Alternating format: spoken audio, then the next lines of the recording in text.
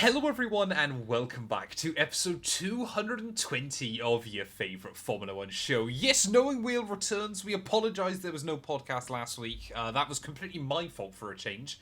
No, I wasn't skiing in the Alps or doing anything fun like that. I was just very, very ill at home. So we didn't get a chance to do a podcast. You know, we don't get to talk about F1 live. And everything like that. But of course, I do get to talk to JB183, whether that's a benefit or a negative. You guys will be the decider. It's always a benefit to talk to you, Matt, in the morning. Ready for the new season. We're only, less than 2 weeks away now. Exactly. Mental. It's worrying. Well, this is the thing, isn't it? Because we were like, we need to do a podcast today, of course. And we were like, next week will be Australia preview. So we were like, this week has to be season predictions. We just have not got time otherwise. So that's exactly what we're going to be doing today. So no chance to talk about the awful liveries. That's my take. They're all bad. I don't like any of them. There's a couple of subtle improvements, but yeah, a lot of them are slightly worse. They're either the same or worse. Yeah, I don't. Yeah, not a fan. Part. Didn't watch the event. No. I'm glad. The best thing about it was the FIA getting booed. That's my take. Yep, exactly. Winter testing though was quite interesting. I think it's safe to argue, but of course we'll kind of talk about all of the teams.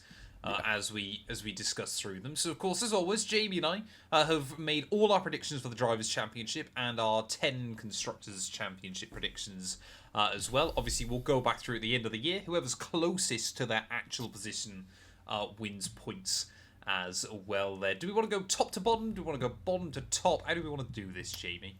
I reckon we go bottom to top. Because top 8, I think, will be where it gets a bit spicy. So we'll save that. Okay, fair enough. And also, we did do a bold prediction video about a month ago, I want to say. We did. So we have had to stick to what we said then. So if you don't remember what we said, then obviously whatever. But if you do, that explains some of our predictions. Exactly, especially my first one. Okay, here we go then. So I'm going to guess, because one of your bold predictions was Sauber don't finish last, who have you put in last place in the Constructors' Championship? I have put Racing Bulls. More out of hope than expectation. I'm a Hulkenberg fan. I do not want to see him 19th in the championship, so I will go with Hopium and put him higher than that. So yeah, I've got Racing Bulls last, and their drivers, I have 20th for Isaac Hadjar, and 17th for Yuki Tsunoda. Interesting. Okay, then. Well, I guess I'll talk about VCARB as well, because I have put them in 9th place. I've put Hadjar in 18th, Tsunoda in 16th. Now, I was looking back through some of our archives from last year, Jamie. Do you remember at the start of 2024, everyone was like, this is going to be the year VCARB kind of get in with the front runners. Like, they looked so good in winter testing. Yeah. And like Danny Rick especially was looking like he could certainly be Q3. People were like, he could qualify top 5 and finish top 5 in the first race. He's making a claim for that Red Bull seat. Obviously, that didn't happen. Nope. So, yeah. VCARB are a weird one. The thing is, we've said this many times before, they're not a team, or they're the only team where winning doesn't matter. It's not a priority. I guess you could argue the same for, like, a lot of teams this year, where it being 2026 is their priority. So, a lot of teams, so Sauber, for instance, and I guess Williams probably the same, teams like that have already shifted development onto next year. Yeah. But VCARB are designed to not win, because they're designed to blood young drivers to go to Red Bull. Yeah, I guess the only team probably similar-ish, and that's more just because, again, a bit like VCARB, to be honest, is obviously internal politics, is Haas, isn't it? Because, well, as they've always said, if a Ferrari-powered team starts winning that isn't Ferrari, well, it's only ever happened once anyway, but they would not be winning for long. No. Is the expectation there, which was obviously, I mean, going back many years, why Adrian Newey told Red Bull they need to leave, obviously, Ferrari engines as well. So there we go then. So you're saying VCARB 10th, 17th and 20th. So Tsunoda beats out Hadjar. Yeah. I've gone VCARB 9th with Hadjar 18th, Tsunoda 16th. Okay, not high hopes then. I assume, therefore, you've put Sauber in 9th? No, Sauber actually up. No, they're not. They are 9th. I was going to say.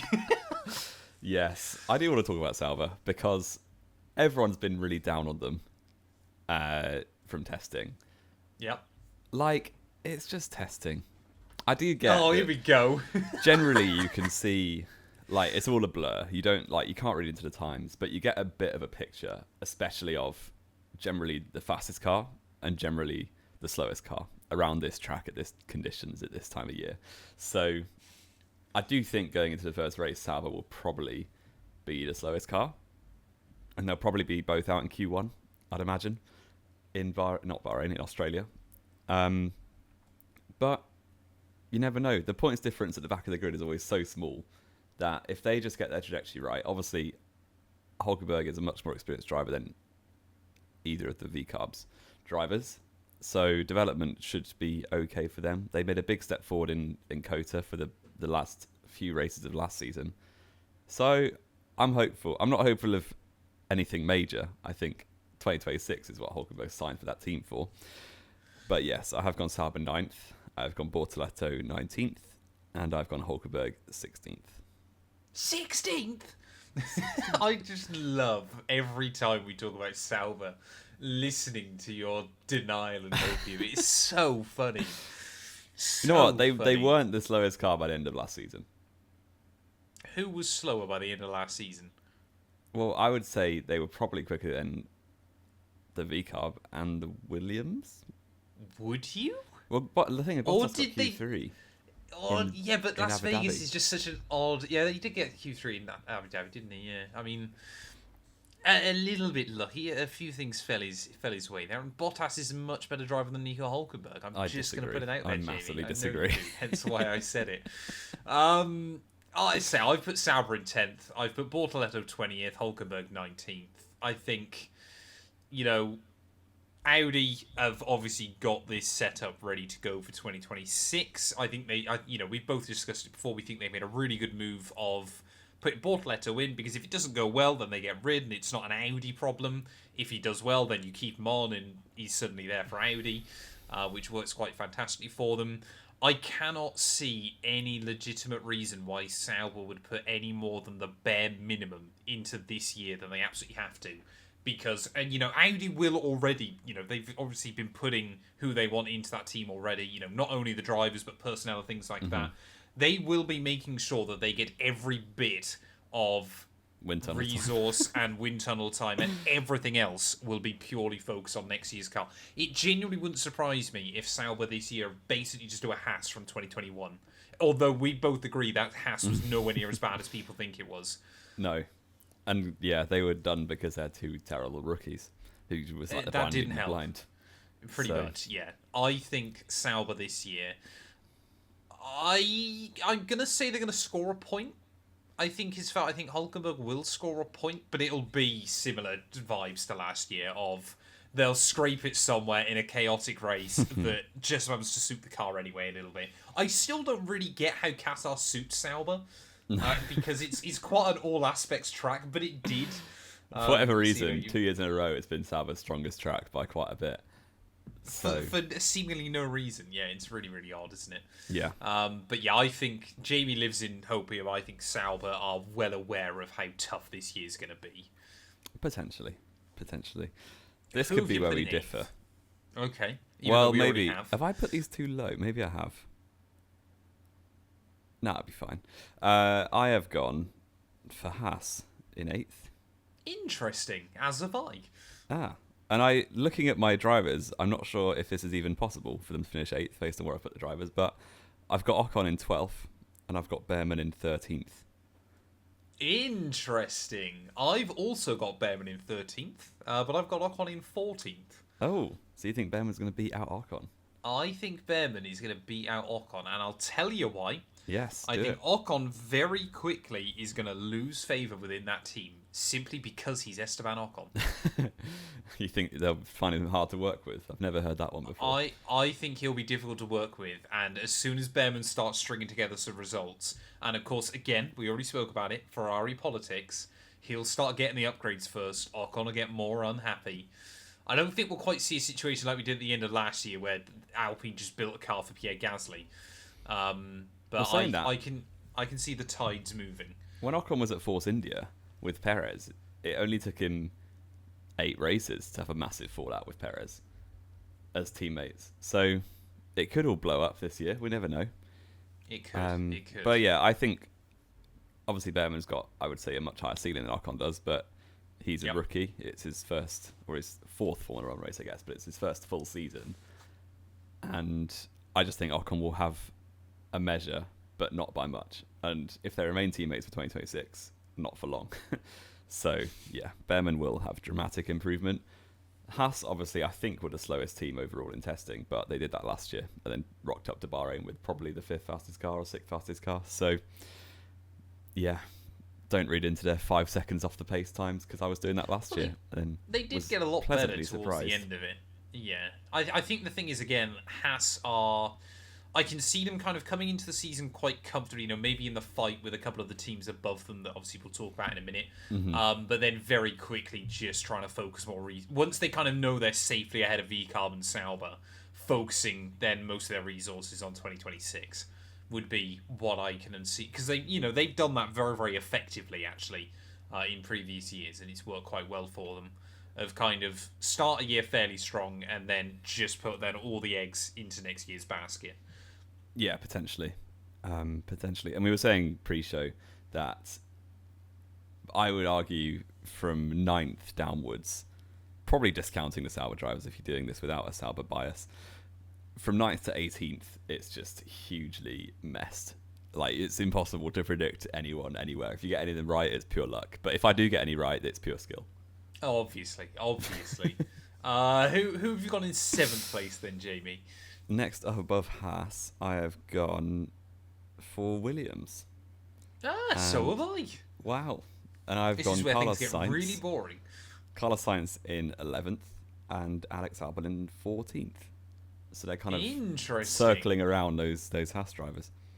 I've gone... So obviously Williams in 7th, just like you. Sainz in 11th, just like you. And Albon in 12th. So you think they'll be quite close? I think they'll be quite close. I'm worried for Albon this year, I'm not going to lie. I feel like people are very worried for Albon, and I can kind of understand it because Sainz has looked very good in that car. But I don't see him getting the better of Sainz necessarily, but I can also see him being able to get pretty close. Yeah. Well, I think right now that is Albon's team. Yeah, and I think for all we know as well, we could end up in a situation where Sainz is comfortably better than him, and then kind of a bit like what we kind of worried that Albon's done in recent years, have kind of let off the throttle a bit. I can see then Sainz doing that and it kind of keeping Albon closer, if you will. Fair. I just think Sainz is a better driver, to be perfectly honest. So do I. Yeah. Yeah, I think Sainz will win this out, and I think Albon, his stock's not going to dramatically fall through the floor, but I do think it won't. It's going to be a real potential year of exposure for him, isn't it?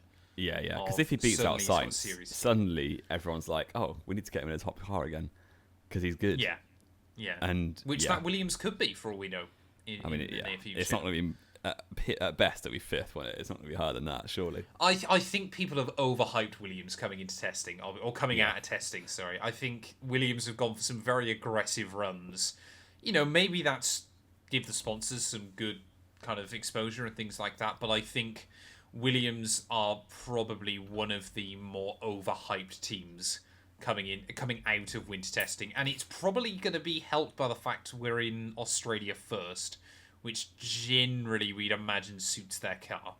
Maybe not as much as it would have done a couple of years ago. Yeah, because they've gone for all round now, haven't carry them. Yeah. And they might enter both cars into Melbourne this year, which obviously they didn't do last year. Which would be ideal, yeah. But James Vowles, I like him a lot. I think they're on an upward trajectory. But 7th is probably, it represents progress. They finished 9th last year. It does. So. It does, yeah. Exactly. 6th place then, Jamie 183. Next up, I think we've got the same team here because I have put Aston Martin. Yep. I have put... This is going to be funny. I have put Lance Stroll in 18th. And I have put Fernando Alonso in 9th. Okay. So remind me again who you've put behind Lance Stroll overall? Bortoletto and Hadjar, and that's it. Okay, fair enough. I've also put Aston Martin in 6th. Obviously, that was one of my bold predictions at the start of the year, that they finished behind Alpine, so you'll never guess who I predicted 5th. I've put Alonso in 10th, and I've put Stroll in 15th. So my kind of prediction is that we're going to see two of those midfielders, which again, I'm sure you can guess who that is, really kind of be a cut above the rest this year in terms of point scoring. And I think that'll be what keeps Aston Martin afloat ahead of the likes of Williams and Haas and things like that. To be honest, that's what happened last year. Pretty much, exactly. I think Stroll will be bad, as always. But I think he'll still be able to get a few. I think Stroll, honestly, is... I think the last couple of years, to call him unlucky would be harsh on all things motor racing. But I think, he probably hasn't had his ridiculously everything fell into place for him result that I think he'll get a couple of, or one or two of this year. Do you want a fun fact about Lance Stroll? I'm sure it'll be funny. He hasn't scored a point since the British Grand Prix. Yep, that seems about right. Well, when was his last podium? Has he scored a podium in the Ground Effect era? Not for Aston Martin. So it would have been Racing Point in Sakir in 2020. Sakir 2020, that's wild, isn't it? I'm pretty sure. He's not scored one for Aston Martin, definitely. So yeah, that would be it. Hasn't scored a podium in the Ground Effect era yet, which is pretty in almost 5 years. Exactly. But he still gets that. Oh, sorry, I did him a disservice. It was Hungary where he scored the last point. One race later. Fair enough. He hasn't scored a point since the summer break. I do agree with you, though. I think Alonso will hard carry that team. And if the top 8 are the top 8, as we kind of expect, you're looking at a random 5th place here could overdo all of the work of 9th and 10th places for everyone else. Yes, I do think Alonso is capable of that one-off result still, even at 42, whatever he is now. So I think it'll be a hard carry. I think Stroll will barely trouble the points. And I think it's that weird thing, isn't it, last year of obviously Alonso did very, very well early on, then Aston Martin kind of fell back into no man's land, but they were still quite often better than everybody else. I think this year it's going to kind of have to be Alonso carrying to keep them above everybody else. And I mean, that Aston Martin through winter testing looked dodgy in a lot of occasions. And in the end, Alonso finished on 70 points. In the 2024 championship, Gasly was next on 42. So he has got a lot of points in hand. And obviously a lot of that came from early season. But even from mid-season onwards, Alonso was still finishing randomly in 6th or 8th or 7th a few times. So the inconsistency of everyone, because it will be really, really competitive, it will lead to them taking points off each other. So, I don't know, Williams might pop up in 9th one week, or a Racing Bull or a Sauber somehow, and then your Sauber opium is so funny. Your Alonso 6th place in Hungary will just be it'll be worth a lot more points, if you get what I mean, than just the 8 points. Exactly. So, 10 points is a lot more when you're going to score 20 in a year than if you're going to score 300. Exactly. 5th place then, Jamie. I assume we've gone the same way here again. I would like to think so, based on who we've got left. Alpine on my 5th place team. I've got Red Bull. No, I haven't really. It wouldn't surprise me with your agenda. Alpine, I've put in 5th. I have put Pierre Gasly in 10th, just behind Alonso. I have put Jack Doohan in 21st. Okay. Franco Colapinto in 15th. Okay, so that's reassuring then, because I've also, like I said, got Alpine 5th. I've got Gasly 9th. I think Alpine are just going to have a bit of a better car, and I think Gasly, now he's not teammates with Esteban Ocon, I can see him kind of doing well, or, being able to kind of maximise the results with that team. We kind of saw at the end of last year, didn't we, of once Ocon was no longer kind of any thought within Alpine. Yeah. Well, not even that he wasn't a threat anymore, because they basically didn't make him a threat. It was basically like shooting him in the kneecaps and then wondering why he's not competitive. Gasly obviously did string together some great results. So we kind of saw almost like AlphaTauri Gasly back. Yeah. Where he was just able to get some mega results. So I think he'll kind of beat out Alonso in the best of the rest battle. I've put Colapinto in 17th, simply because, like you, I think he's going to come back. But I think he might get a couple of decent results and then just be mid. And Alpine be left kind of with...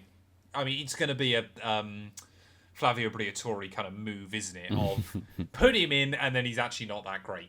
And then, just like you, I put Jack Doohan in 21st. He won't score points before he's sacked, and that'll be the end of it. I back that. It'll be 4 races in. And I've got Colapinto beating out, the V-Carbs, the Saubers, and Stroll. So, I think he'll get enough points here and there to get ahead of that bunch, but not enough to trouble the Haas and the Williams cars. So, Yeah, I've put the him thing ahead is, then of Hadjar and both Sauber ever since Alpine signed Colapinto as a reserve driver, the narrative and all of the predictions have been, well, he's going to be racing for that team. And it might just be that this is one of those F1 worst kept secrets, that it's obviously going to happen. But equally, what if Doohan just turns up to Melbourne and gets like an 8th place? Because it could happen. Do we see that happening? Well, if Gasly's ahead of him, then yeah, if it's a 7th and 8th place. I don't think he'll beat Pierre Gasly, but I don't think he's a terrible driver. I don't think he's a terrible driver either, but I don't think he's also proven to be that good either. Like, that quick to adapt, which unfortunately is going to be everything that he needs right now. Yeah. I think ultimately, isn't it, we talk about there has to be a reason why Alpine bought Colapinto out of a reserve driver contract. B, why Colapinto would make that move. Yeah. Pardon me. And suddenly C, why they would suddenly offer him so much more money. Yeah. For it's costing Alpine a lot of money to have a reserve. Exactly. Like, they'll definitely buy pay a reserve driver more than Doohan, for instance. Probably, or very similar at the very least. Yeah. So I do think he'll be in that car probably by round 5, but we'll see. I'm trying to remember where the calendar falls, because I think there's a month gap, isn't there? It might come after that. I think it's China round 4, isn't it? No, China's round 2, Jamie. It's a week after Australia. Right, didn't know that.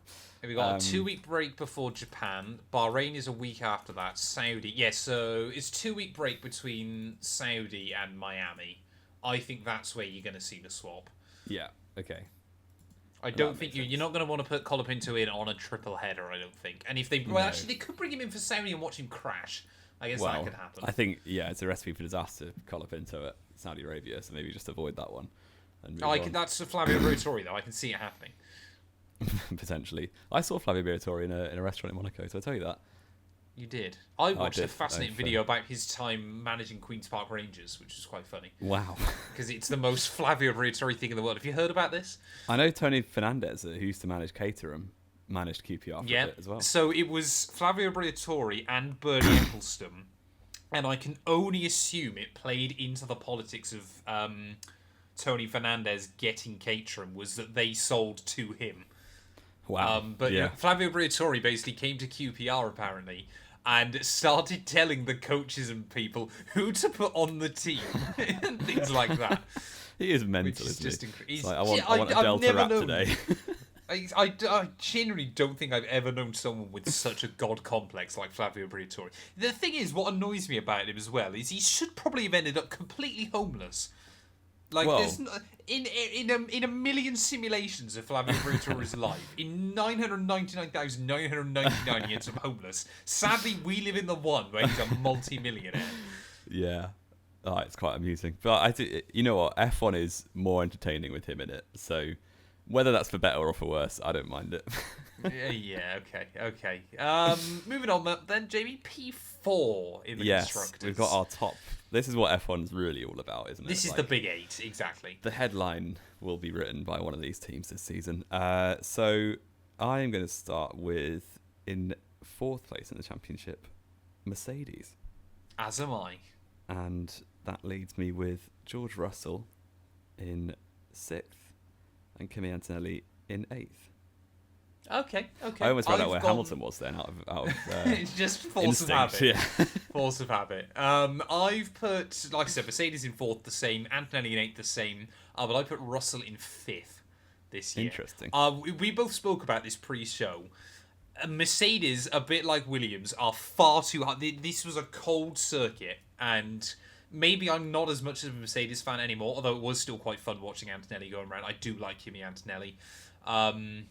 I don't buy into... I think it was a perfect kind of storm for them, or lack of storm, in Bahrain. Yeah. It was a cold circuit. It suited that car. I think they might be stronger in a few occasions, and it might be close this year.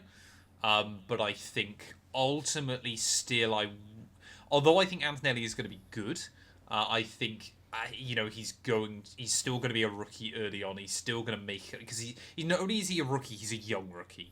So there will be little mistakes and things like that, I assume. I think, honestly, we're looking at this like Max's 2015 campaign.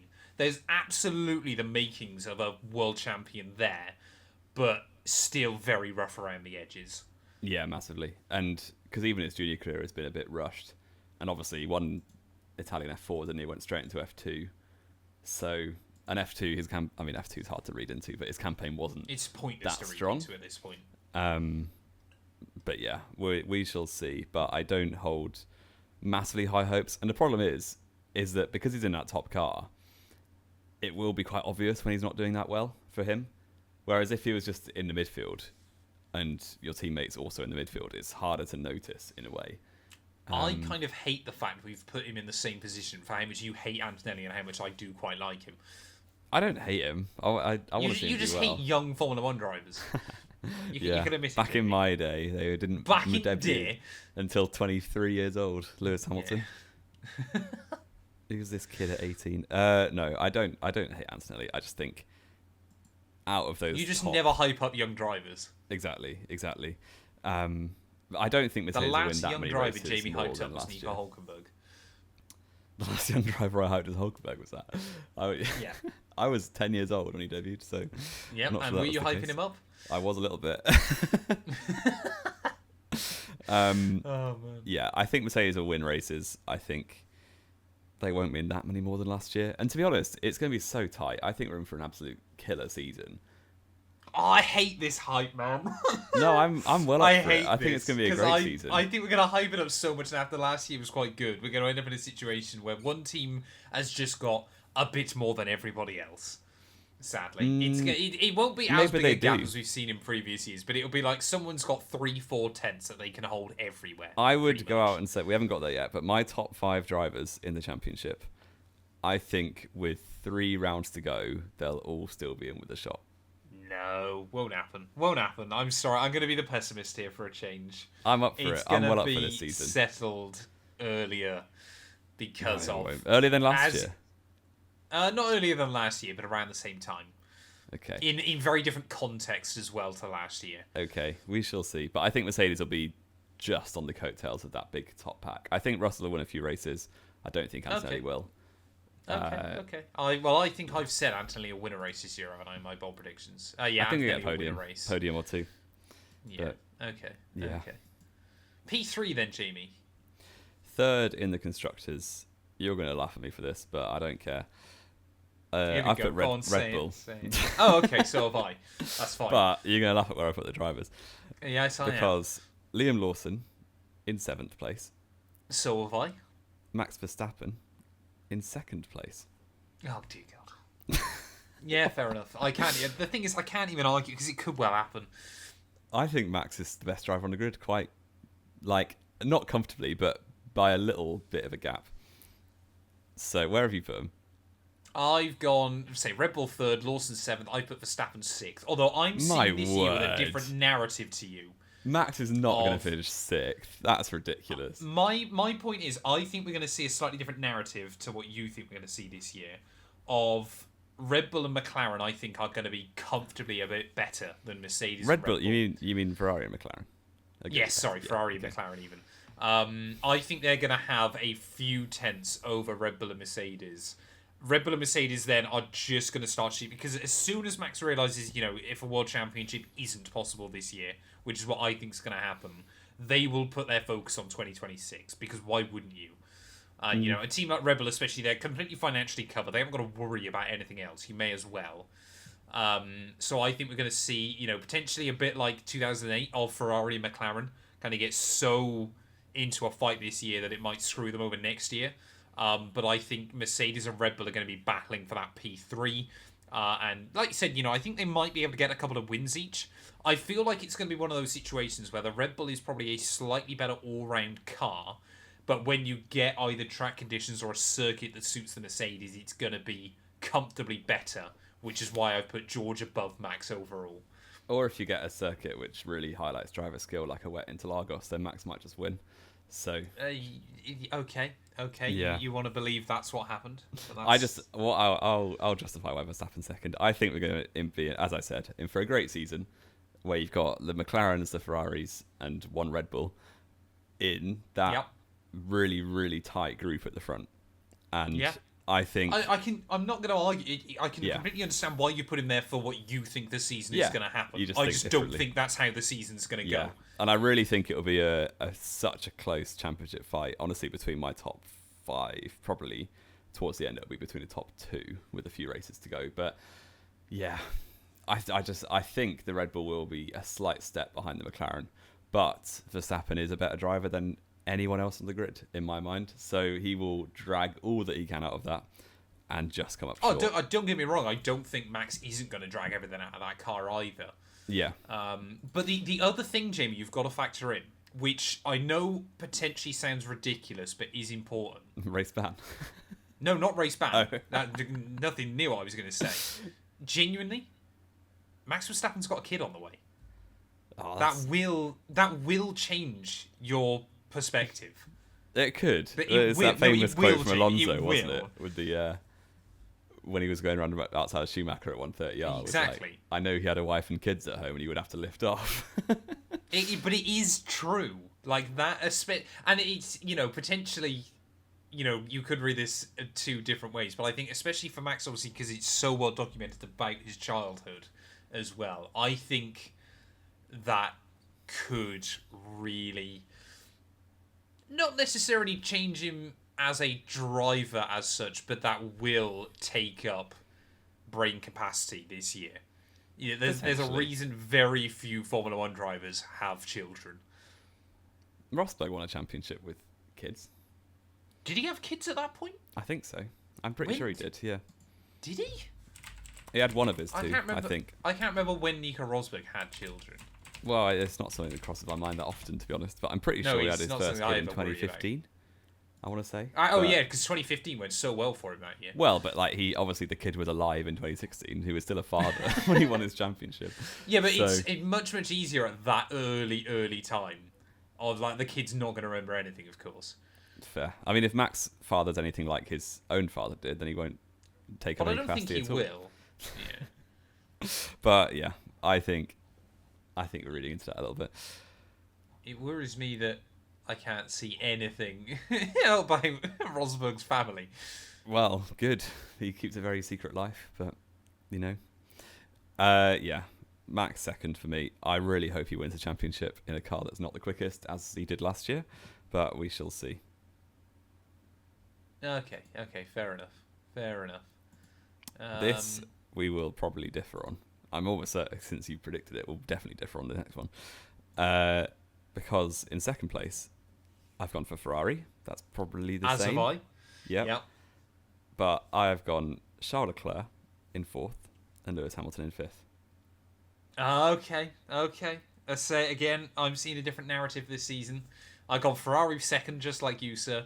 I've gone Hamilton second, Charles Leclerc third. See that Hamilton championship fight's on. I feel that McLaren are going to be comfortable. That car looked so good in winter testing. I think what's going to happen very quickly is McLaren are going to come out the gates a bit like Red Bull last year. Lando's going to string a couple of wins together. McLaren then are going to have to say to Oscar Piastri, look, he has to be the priority this year. And although Oscar Piastri's not going to like it, he's going to accept it.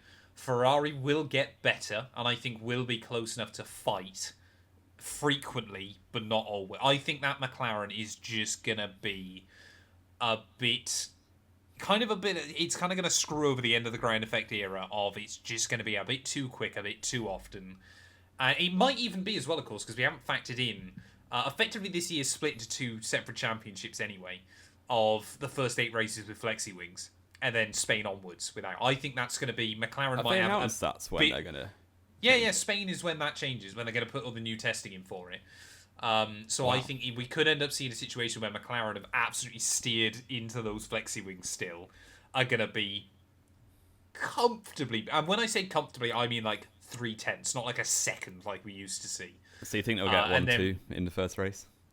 I can see a 1-2 car. I think McLaren are going to make the end of the ground effect era way less interesting than people want it to be. Okay. I hope not. Who I hope not, but we're about Ferrari, aren't we? We're on about Ferrari, but it's top 2 now. We talk about both intertwined. Okay. Yeah, so I've gone Ferrari second, Leclerc 4th, Hamilton 5th. I do think, as we said in our bold predictions, I think Leclerc right now, at this stage of each of their careers, is a slightly better driver than Lewis Hamilton, purely based on age and decline comes to everyone. If Lewis, I know that the cars were whatever you want, excuses you want to throw out, but Lewis did lose to Russell in 2 out of 3 seasons. And I think Leclerc's better than Russell. So, yeah. And it's his team. He's been their golden child for many years now. He's going into his 7th season at Ferrari, which is mental to me. That's mad, isn't it, to think about? It's the fact we're older than near enough half the grid now as well, which is worrying. Hey, speak for yourself. No, you're already younger than one more driver than me.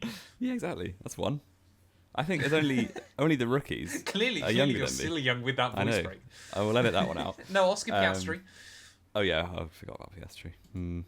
That's a shame. Because he's basically a 40-year-old man trying to sell a 22-year-old man's body. Yeah, but I think, as I said, top 5 are going to be all winning multiple races for me. Which my top 5 is obviously the McLarens, the Ferraris, and Max Verstappen. Yeah, I'm hyping it up. I've got a 2010 in my mind, but we will see if that actually comes true or not. So to clarify, then you've got Oscar third Lando World Champion. Okay. Annoyingly, because out of my top 4, which is Norris, Verstappen, Piastri, Leclerc, I would rather see any of the other 3 but Lando Norris win the championship. But I just think, out of the team McLarens, right now, at this stage of their career, he is the better driver. He's been in that team for 6 years? 7 years. It's same 7 years, same as Charles Leclerc Ferrari. Ferrari, even. Yeah. So 7th season, obviously Piastri's only going to his 3rd season, which is mental that he's already won multiple races and really holds Norris close. And I do think it will be close. I think they'll both win races. I think they'll go into the season equal. And then, once we get on a little bit, it'll be like a 2010 Red Bull scenario where they never say that Norris is the number 1 driver, but it's kind of a badly kept secret. Is this a 2010 Red Bull scenario where the Red Bull is actually far more dominant than people ever give it credit for?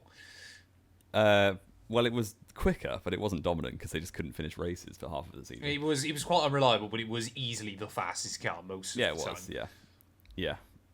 And a lot of, the best driver on that grid was driving a Ferrari, so, yeah. He wasn't. He was in a McLaren that year. How odd of you to get that mistaken, Jamie. He's in a Ferrari this year. That must be where you're getting confused. I mean, I've obviously said McLaren as well, constructors. I've also said Lando World Champion. I put Oscar 4th just behind both Ferraris. But I think it's going to be one of those situations where Lewis, Leclerc, Oscar, there's not much in it. But Lando, I can just see kind of... the thing is, well, like you said, those top 4, Lando's probably the one I'd least want to see win a World Championship. But I think... this has got, a bit like Rosberg in 2016, he knows this has got to be his year. This has got to be his chance. Yeah. And I think... yeah. For me, it's a bit like Jacques Villeneuve in 97. Yeah. What's wild, which I'd never factored in with Jacques Villeneuve, which I'd never really thought about, he won his last ever Formula 1 race before his World Championship. And he never won again. Which, apart from drivers that retire immediately, I can't think of anybody else that has happened to. Apart from Rosberg, of course, who retired on the spot. Has anybody else won their last race before? It probably has happened a couple more times, I'm sure. Well, Jochen Rindt, but that was different circumstances. Yeah. And he didn't... my point is he didn't race after winning the World Championship either. No, true. Yeah, there can't be many. No. Wow. Obviously, Felipe Massa would have done it on the same day had he won the World Championship. Yeah, wow. Yeah, there's really not many. No, there can't be that many. But yeah, I think Villeneuve going into 97, obviously this is way before our time even, but that year was Williams had the fastest car. His teammate was... But so did they in 96. Well, yeah. His teammate wasn't great. Nope. Who was it? Was it still Hill? Damon Hill. It was still... No. Hill, went to Arrows. It was Frentzen for 97. Yes, yeah. So Villeneuve went into that being like, if I beat my teammate, I'm going to bag a world championship here. And that's what he did. And then he never won a race again after that because the other teams got their act together. So, yeah, I just think... Hill and Villeneuve have got to be two of the worst world champions we've ever seen. Yeah, because even Rosberg had to beat out a 7-time world champion to get his...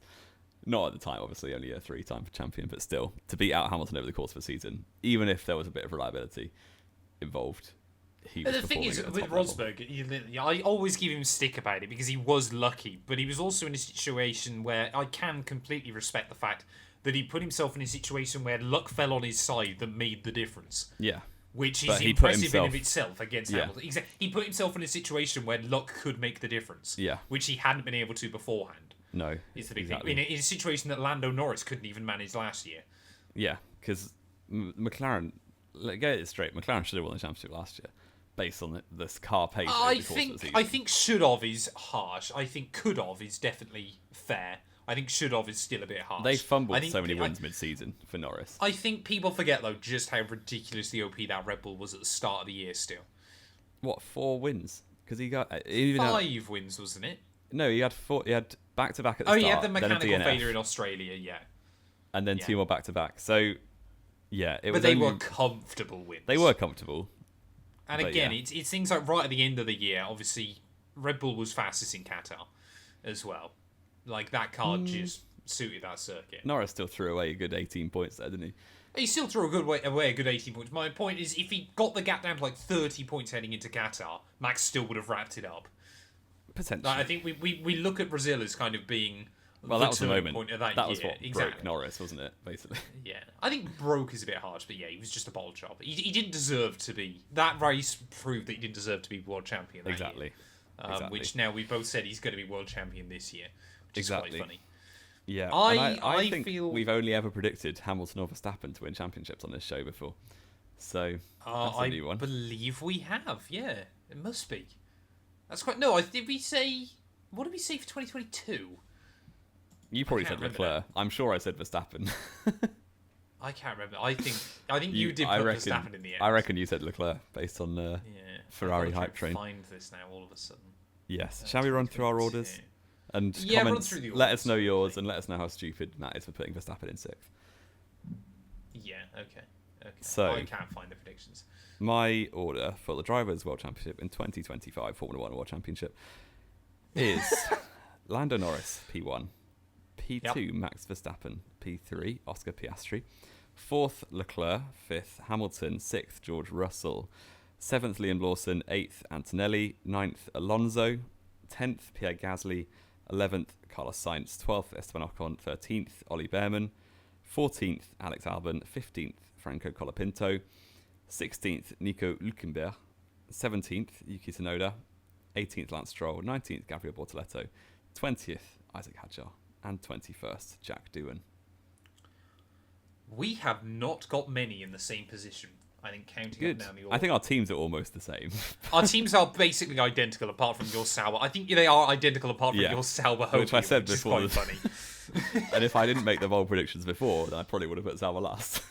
Exactly. I've got Lando Norris, Lewis Hamilton, Charles Leclerc, Oscar Piastri, George Russell, Max Verstappen, Liam Lawson, Kimi Antonelli, Pierre Gasly, Fernando Alonso rounding out our top 10.